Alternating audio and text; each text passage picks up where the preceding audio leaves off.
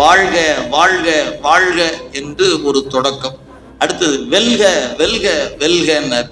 அடுத்து போற்றி போற்றி போற்றி என்று 3 ஒரு அமைப்பு தொடங்கும் போது இருக்கிறது. நீங்க அதை நன்கு உற்று நோக்கினால் 6 முறை வாழ்க, 5 முறை வெல்க, 8 முறை போற்றின்னு சொல்லியிருக்கிறார். இந்த 6, 5, 8 திருவாசகம் 658 பாட்டு. எளிமையான ஒரு குறிப்பு, 658 பாடல் அப்படின்னு நினைவில் வைத்துக் கொள்வதற்கு. சரி, இந்த 8ஆம் திருமுறை என்பது திருவாசகத்துல 658 பாடலும் திருக்கோவையால 400 பாட்டு இருக்குது. 2 சேர்ந்துதான் 8ஆம் திருமுறை என்று சொல்லப்பெறுகிற நூலாக இருப்பது. 2ஐயும் முதல் சொல்லையும் கடைசி சொல்லையும் கூட்டி வச்சு பார்த்தீங்கன்னா ஒரு நுட்பம் இருக்கிறது.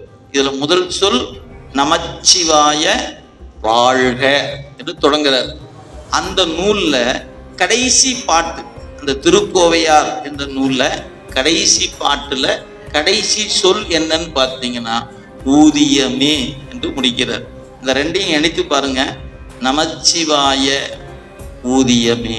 2ஐயும் இணைத்து பார்க்கும்போது ஒரு உயிருக்கு எது ஊதியம் என்று சொன்னார், 5 எழுத்து மந்திரமே உயிருக்கான ஊதியம்.